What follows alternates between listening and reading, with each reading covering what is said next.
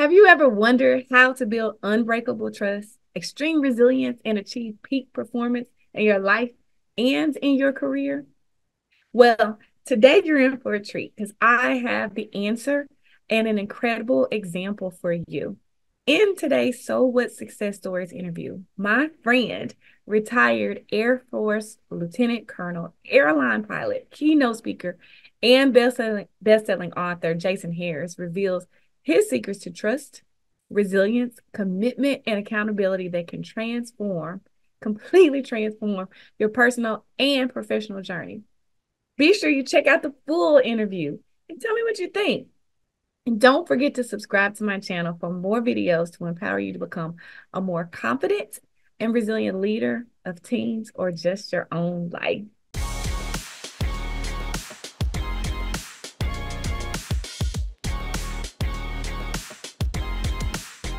Hey, everybody, I'm back with another episode of So Success Stories.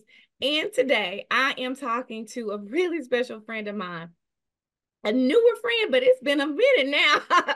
I'm super excited for the relationship that I have with this incredible man that I met through the National Speakers Association. His name is Jason Harris, and Jason is a retired Air Force Lieutenant Colonel, a keynote speaker, best-selling author, and an airline pilot. Those are just a few of his titles. He also is a proud Omega man, a member of Omega Psi Phi, and he is representing So What and Omega today. And I absolutely love it. But truly, truly, truly, Jason is an amazing person, an amazing man, and an amazing speaker, which is how I got to know him. I'm super excited to get into and share his amazing story. So, Jason, tell us a little bit about yourself. Yeah, so born and raised in Oakland, California, the inner city streets of Oakland, California, and then currently live in Colorado, married for 18 years to my college sweetheart. And I have a beautiful 8-year-old daughter. And those are probably two of my biggest whys for all the things that I do in life at this point in time. I love it. I love it. And that was quick. That was a quick way to sum up pretty how incredible you are. And I have to add that daughter of yours. You mentioned your wife, so obviously she has a mom, but you would not know it by looking at her. Yeah, I definitely could not deny her in a court of law. The judge would probably bury me under the jail if I ever tried to deny my daughter because we are definitely twins, to say the It's least. 100% you. It is the cutest thing, and I love seeing you be a father and prioritize being a father and a husband really over all those other titles that you've gotten, and I love it. So I'm super excited to get in your story, Jason. So in this program, I have what I call the So What Success System. It is my belief that absolutely anyone, if they can learn how to overcome obstacles, eliminate excuses, and calculate choices, they can have what I call So What Success. And that is success no matter what happens in life, no matter who you are or what you've been through. And Jason, I know a lot about your story, and I'm so grateful that you shared so much with me in the past. I know you are so a success man. I know that. So first, share a little bit about some of the obstacles you've had to overcome to get to where you are today. Wow. Well, Summer, I've had to overcome a ton of obstacles, right? And so for me, the first obstacle, what I tell people when they ask me where I'm originally from the inner city streets of Oakland, California, born and raised, still have family out in the city of Oakland. And I'm number two of my mother's six children, a product of three marriages and four fathers to her six children. So that's really like that initial obstacle. At 7 years old, I remember experiencing things that you shouldn't experience as a child, right? And so there's other things that I went through in life, and there was obstacle after obstacle as I tried to figure out how to attain success. From being turned down for my first college choice. I went to high school in Texas, and I remember applying to Texas A&M, and they said, "Hey, sorry, you're not good enough, and so how about you go to one of our community colleges?" And I remember that kind of hurt, right? And so I had to overcome that to then figure out how do I get to where I was going college wise. Worked out well, went to the Air Force Academy, but then that presented its own challenge because I had to go to the Air Force Academy prep school first.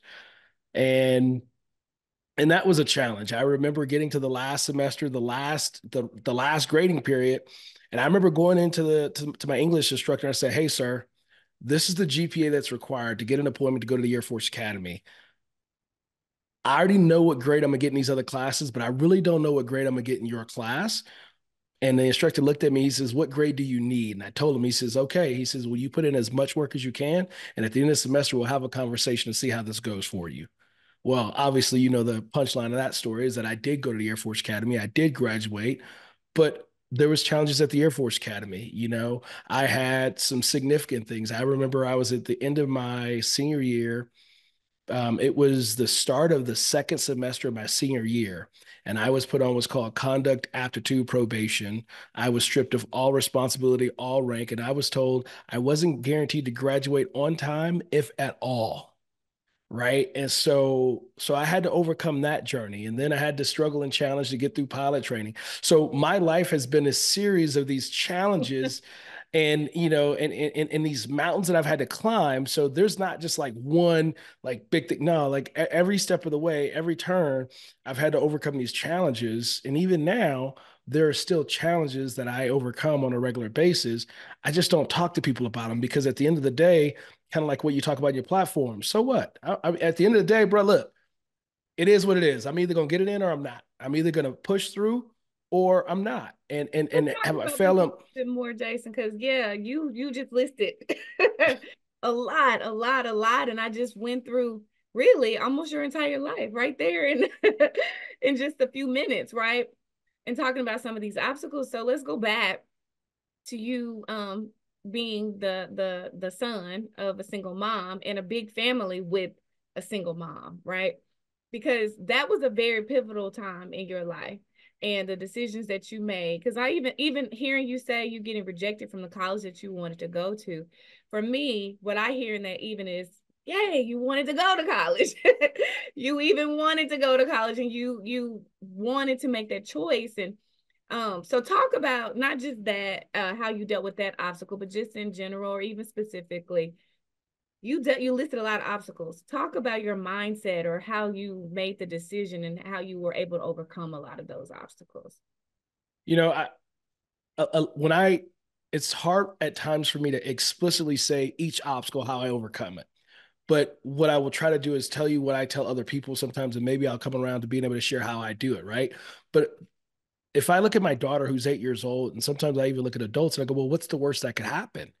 And if I look at it as what's the worst that could happen, then like, are you going to die if you try?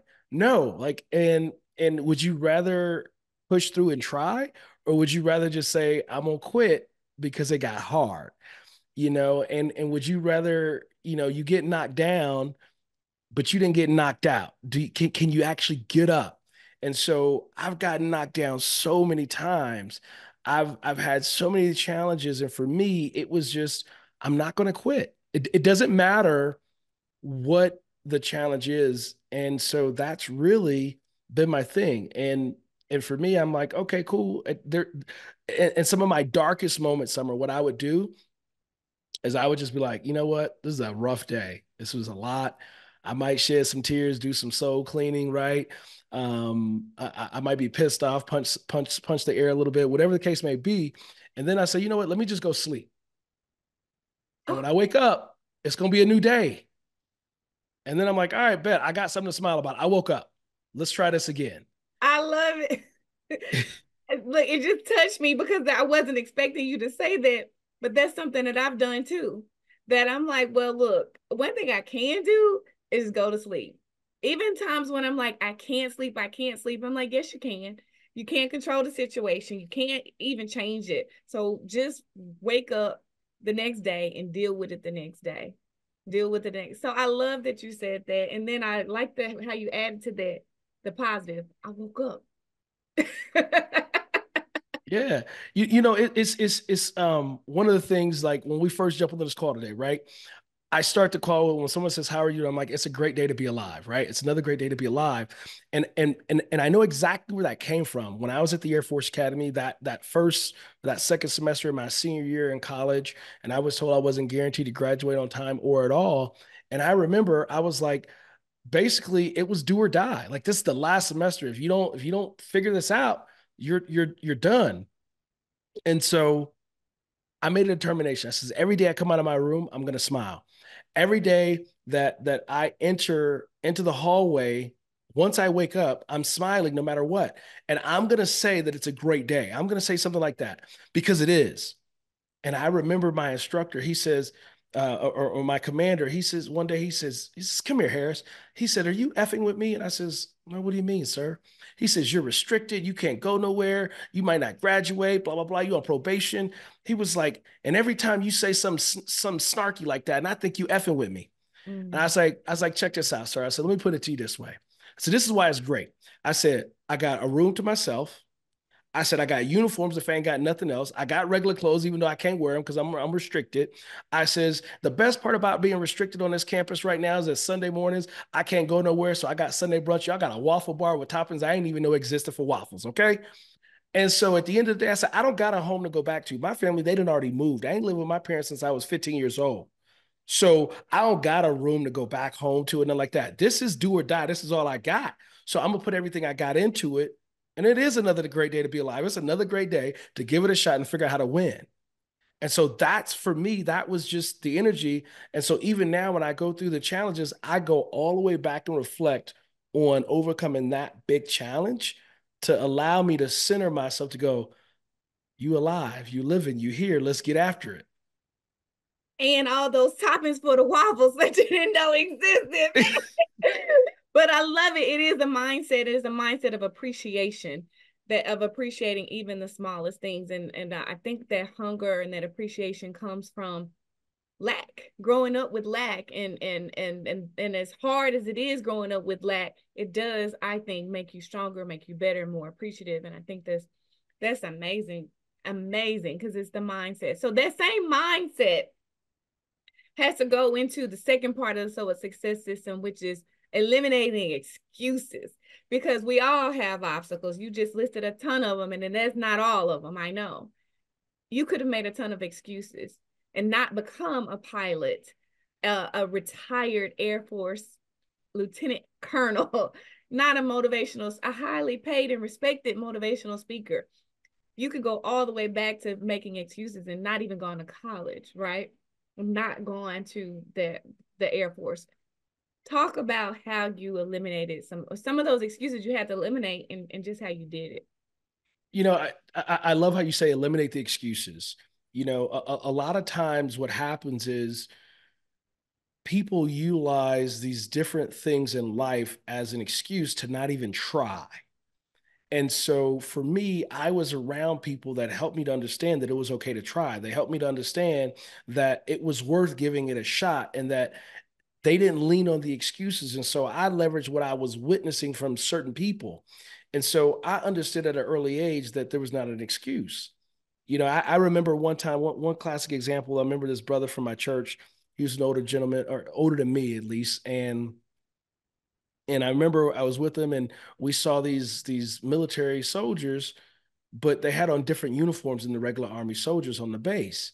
And I was like, hey, Sean, I was like, brother Sean, what are those guys? He was like, why don't you go and ask them? And I was a young kid. I was like, man, I can't go and talk to them. And he says, no, you got a voice. Go and talk to them.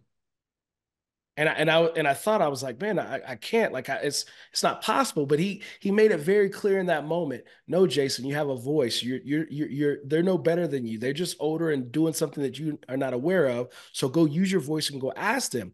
And so he basically in that moment he took away any excuse that I could have had for not figuring out who these guys were. And here I am, like, you know, years later, 30 plus years later, and I can still remember that moment in time where someone taught me not to have an excuse. You know, and then I remember going through the military, right? Like we were taught early on that there is no excuse, right? Like we had, when I started basic training at the Air Force Academy, we had 7 basic responses. And one of those 7 basic responses was no excuse, sir, no excuse, ma'am. Mm. You either get it done or you don't, and you accept responsibility. It was on me. I messed up. I got okay, cool. You got me. But now what? So what? You got me. Now let's keep going. Man. So I did. I got chills when you were talking, because I even go back to, and I think it's so important, to that moment that you talked about, the when you took away your excuse of not asking them, and how powerful that was for you, and how so many lessons in that, right? and that he said that to you, and that was probably nothing to him. He was just like, yeah, go ask him. You are just, that was just natural. That's something we can all do for somebody else easily, that I don't think we do it enough. And I think I do it, but you just made me think I need to do it every opportunity I get. Remind somebody, a younger person, or not even just a younger person, a person who maybe feels like that they can't do something, or ask somebody, or feel less than for whatever reason. So that was powerful, and that was even life changing for you, right? Oh, very, very life changing because it allowed me to understand that I have a voice and allowed me to understand that I didn't, in that moment, like there was no, are you poor? Are you wealthy? Do you got a single mama? You got both your mom and you? There was none of that in that moment. It was just, let's use your voice. Let's remove any excuse you have for saying, I can't do it because of whatever. And and for me, it definitely changed my life because here it is 30 some years later, and I still remember exactly who it was, exactly where it was, exactly what the scenario was, because it did change my perspective. And I didn't understand at that time as a kid in elementary school and middle school, I didn't understand what was going on. But now, in retrospect, as an adult who's gone through all these challenges, it makes sense. It was the simplest thing, but he gave me a gift of understanding how to use my voice. He gave me a gift of understanding how to remove excuses and not be afraid to step up to the plate and go after what I want. Because I wanted to know who these dudes were. I was intrigued. I was all into G.I. Joe type stuff, right? And I was intrigued, but I would have sat over in the corner in the cut and I wouldn't have said none to these dudes until this dude, Brother Sean, said, hey man, go and ask those guys. It's okay. Not, I'll go ask them for you. Nah. You go ask them, and that took away that excuse for you. And like you said, it showed you the power of your voice, that your voice mattered.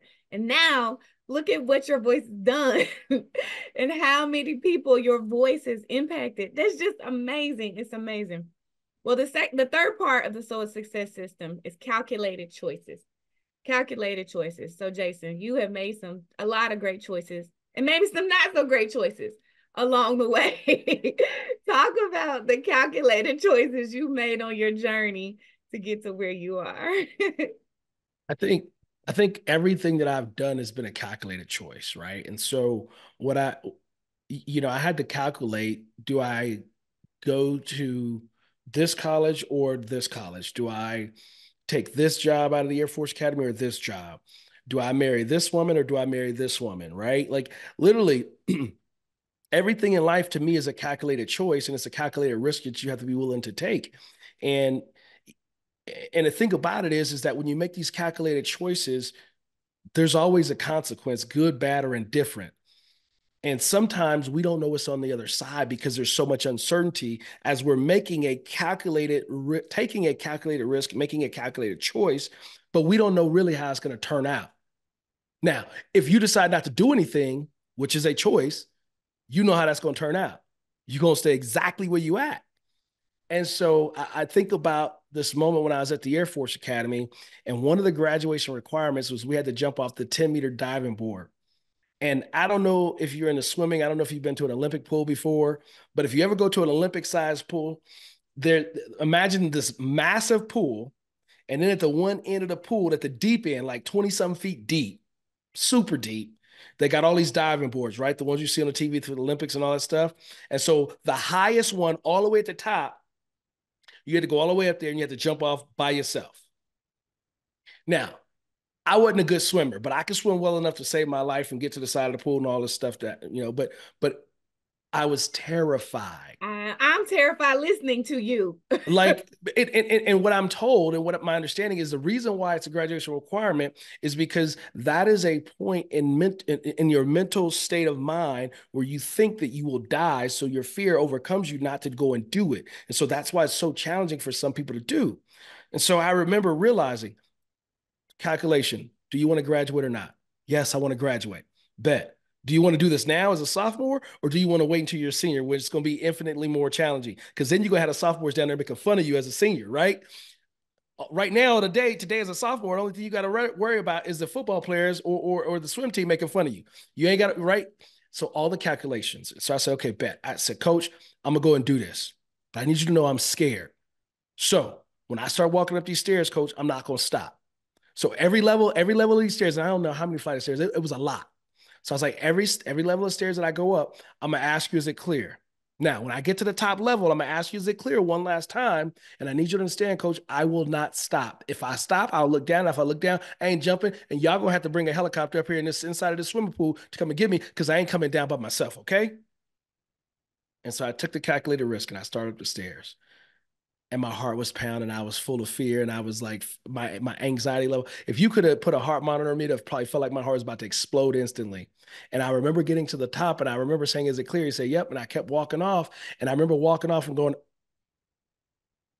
and then I hit the water, and then I realized I'm still alive. I made it. Right. And then I was like, well, you know what? I did that the one time. Let me go and try it one more time. And I did.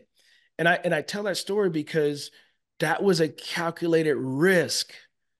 I had so much fear and anxiety.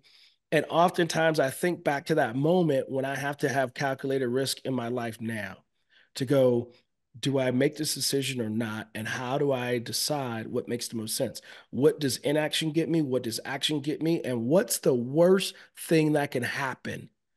And if it doesn't, if it's not going to end up me dying or somebody else dying, like, come on, really? Like, then let's consider taking this risk because it might be worth it with what's on the other side that we don't know about. And sometimes what's on the other side that you do know, right? So graduation was on the other side and so much more for that. When you were telling that story, I'm like, yeah, because I can't swim. I have a confession. I know it's bad. It's bad. So I'm like, oh no way. But what I did go through this leadership program here in Memphis. And I don't remember how high it was, but I had to climb a pole. So when you were climbing, I was climbing. I remember climbing this pole and I did the same thing you did. And then we had to walk a plank and jump. And of course we were harnessed, but still scared to death. And so as Yeah. you were describing that, I'm like, I remember that moment, but I did it the same way you did. I'm like, I'm going and I'm not stopping. So I climbed and I walked. Because I was like, if I hesitate, it was the same thing. I'm like, I'm not going to stop. I mean, I'm not going to make it. I just have to keep going. And I love how you said that because essentially, Jason, that's how I live my life now is that when I'm scared, because I get scared and I know you do too, still, you just have to keep going and don't stop, right? And don't look back. Just keep going and don't stop. And don't stop. So, Jason, I love that story and I felt every moment of it. And I'm picturing you even as you're doing that, and that was a scary moment for you. You as a career do something that is terrifying for, I don't know, you probably know the numbers. For the majority of people, you're a pilot. So you're in the air all the time, all the time. So talk about just a little bit around your calculated choices behind becoming a pilot. Yeah. So the first thing that goes along with that is that I'm actually afraid of heights. Right. Yeah. Like I was afraid to jump on the 10-meter board. I'm afraid of heights. And so, like, even now, if I sat on a balcony or a bridge too long, I kind of go, oh, this is kind of scary. And of course, people are like, well, how do you fly airplanes? And Right. so, yeah, like, but it's a calculated risk that I was willing to take. And so for me, part of the decision was the people that I was exposed to when I went to the Air Force Academy. And so I learned about these distinguished men and women called the original Tuskegee Airmen, the documented Tuskegee Airmen. I got to meet some of the original documented Tuskegee Airmen. They were mentors of mine, and I realized what they had went through. And so then when I was calculating what I would do when I graduated from the Air Force Academy, there were a list of jobs. And at the pinnacle of the list of jobs is to be a pilot. And I knew that. And then I started thinking about everything else below that. And I started thinking about what jobs would I want to do and why. Because, by the way, I didn't go to the Air Force Academy with the intention of flying airplanes because I didn't even know that that was an option. I had never met a pilot that looked like me before I went to the Air Force Academy. And so once I got there and I met pilots that looked just like me, when I met original Tuskegee Airmen, I met these amazing people. And then in that moment, I began to realize what was possible. And so I was exposed to their lifestyle. I was exposed to what it would do for you in the Air Force as a leader, as an officer, and then also what career options were on the back end of that. And so when I put all that together and I made that an analysis, that assessment, it made sense for me to make that choice of a career. And the other thing, truth be told, was it was probably one of the most complicated, one of the most challenging jobs that you could take. And I was like, well, I'm qualified for it, and I see all these other people signing up to do it. There must be something to it. So let me give it a shot. And what's the worst that could happen? But if I never give it a shot, then I will never know if I could have did that. So all of those things kind of like came together on that one decision. And I was like, I'm going to pilot training. And it was one of the hardest courses, one of the hardest things I've ever done. Imagine doing a bachelor's degree, a master's degree, and a PhD all in 12 months and flying, a couple hundred feet off the ground, a couple inches away from somebody at a few hundred miles an hour, right? Like throw all that together. And that was the choice of going to pilot training. And that was every day. And it was hard. Like there was days where it seemed impossible, but I was like, well, I'm not going to quit. What's the worst that could happen? I don't do good today, but I learned something. I come back tomorrow and I try it again. And that was what got me to becoming a pilot. And I just continued to progress in that space. I think that's a powerful story, and it's just so much in that I'm still even unpacking. For one, though, when you talk about you never seen a pilot that looked like you, and still to this day, I have only seen a few myself, and then you are the one that I know that's like, oh, you're just a real person, cool person. So like normal black men can that's cool and approachable can be pilots. Absolutely. There's a And that's lot of us. me. And I've been exposed and I've been places and I've done things. So imagine the impact that you're making. And I'm so excited about every person who will see this interview and to see again how cool you are, how fun you are, laid back you are, and your journey to even getting to where you are, to become a pilot and to do something that even you, with you being afraid of heights, you still becoming a pilot. I think that's an amazing part of the story too. So the other part of your life is another fear of most people. Of most people, and that's speaking. That's being a public speaker. We're professional speakers, standing on a stage, or not even standing on a stage all the time, just standing in front of people and talking. Yeah. That is terrifying to most people. So, and I get it because I'm even nervous every time I speak, but I love doing it just like I know you do. Talk about your journey to becoming a professional speaker on top of what you've already done. My journey to become a professional speaker, interestingly enough, it kind of started when I came back to the Air Force Academy to be an academic instructor. And so imagine a guy who barely graduated from the Air Force Academy now gets invited to come back to be an instructor in the military and strategic studies department. And I realized that I was going to be teaching cadets, and these cadets, they're really smart. So I said, at a minimum, I've got to do everything I can to be as smart as I can in the classroom, not to try to be the smartest person in the classroom, but to make certain that I understand what my role is and to be a leader in the classroom. And part of that is how you speak in front of people. And so I said, I want to practice making sure I have no ums and ahs and things of that nature when I'm in front of the class, because that immediately can diminish the value that a student sees the instructor as. So that was the start. Then I said, well, you know what? I'm going to join this thing called Toastmasters. I got an invite from a mutual friend of ours, John Register, mutual friend and a fraternity brother. Then from there, he says, hey, Jason, there's this other thing, this National Speakers Association. You should come and check it out.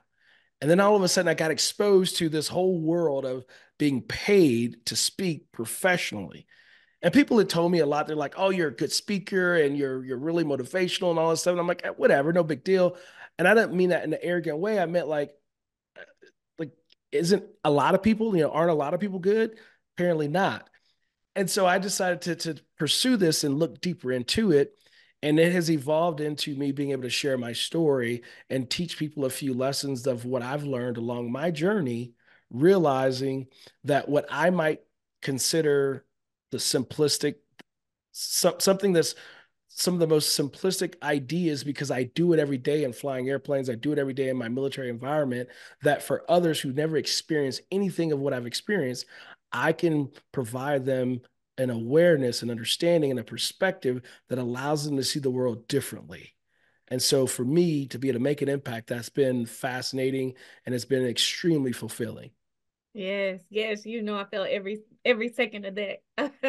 Because that's exactly how I feel. And I'm super excited that John gave like shout out to John, introduced you to NSA and just give him props. He was one of the first people to I went to Influence to the conference and he was the first person, one of the first people to grab me and say, "Hey, I got you." And John's personality, and he has been consistently like that forever. So, okay, Jason, you have proven you know how to overcome obstacles, eliminate excuses, and calculate choices and put them all together to be a success man.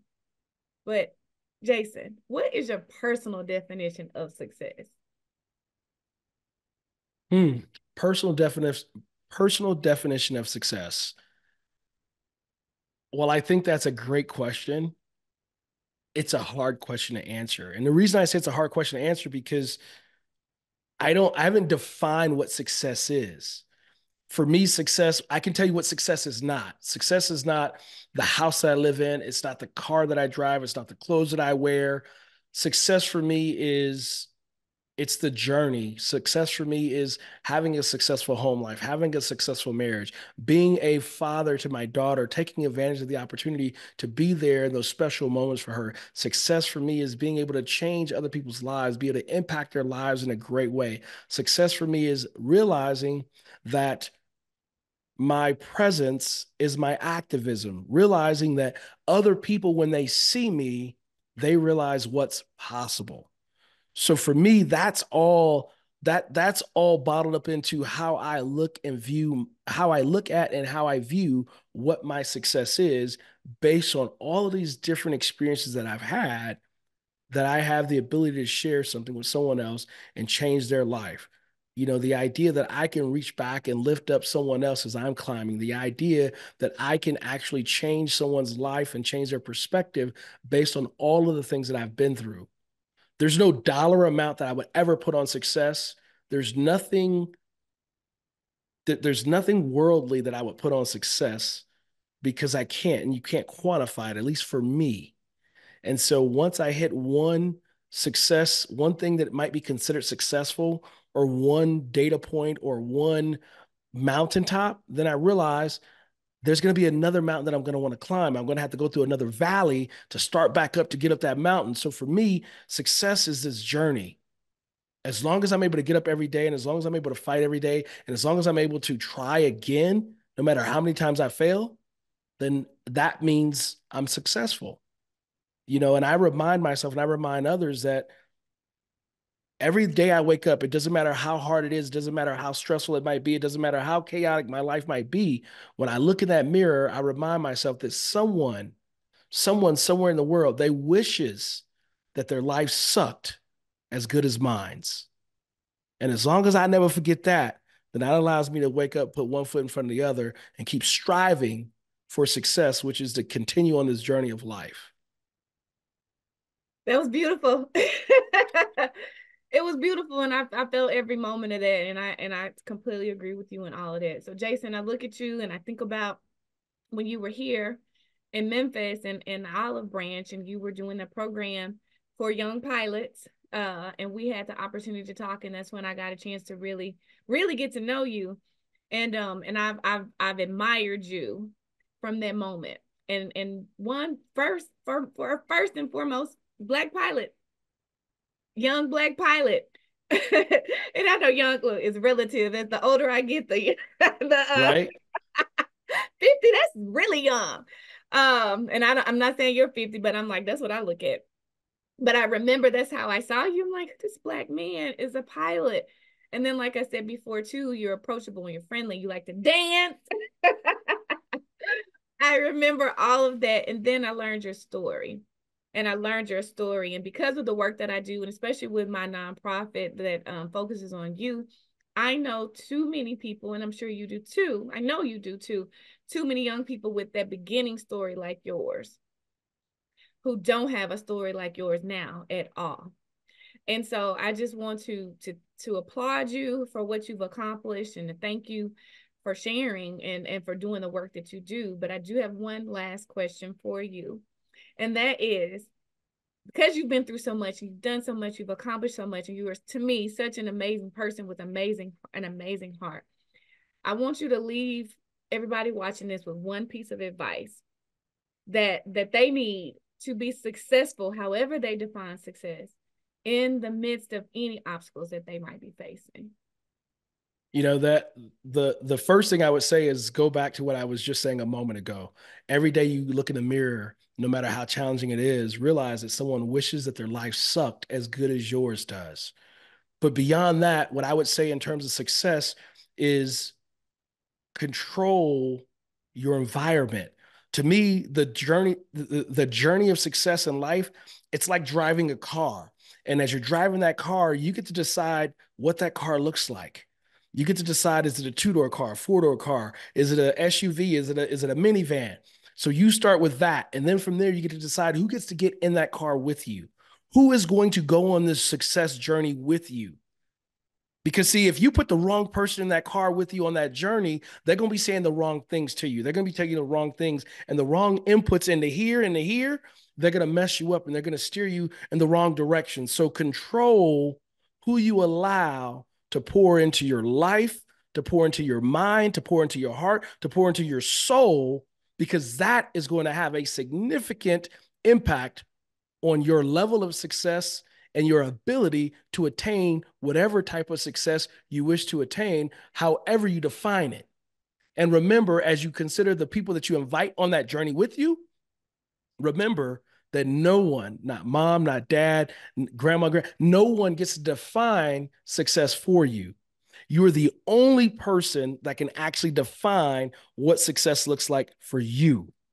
For me, it might be flying airplanes, being a commercial airline pilot, being a military pilot. For you, it might be being an art teacher. It might be being the best artist you could be, being the best social media person you could be. It doesn't matter. You get to define that, no one else. And because you get to define your success, you get to define what that vehicle looks like. You get to determine who's going to come on that journey with you and be very wise and selective as to who you allow on that journey, because they can either amplify your voice like Brother Sean did for me when I was a kid, show you how to use and leverage your voice, or they can take your voice from you, keeping you quiet and making sure you never speak up for yourself, making sure you never see true success. So choose wisely who you surround yourself with, choose wisely who you allow to come on this journey with you, because that will determine your ability and your capability to become successful in this lifetime. So, Jason, thank you for letting me be a part of your journey. Thank you for being a part of my journey. And back to the metaphor, for getting in the car with me. Oh, I love it. I love it. I love it. And those words were so powerful. And I hope everybody who watches this takes that to heart. Thank you, Jason. Again, salute to you. Thank you for your service. Thank you for your representation. And thank you for your words and your voice and all that you were doing to change this world. I appreciate you, friend. Thank you for allowing me to share this time and space with you. I really appreciate you so much.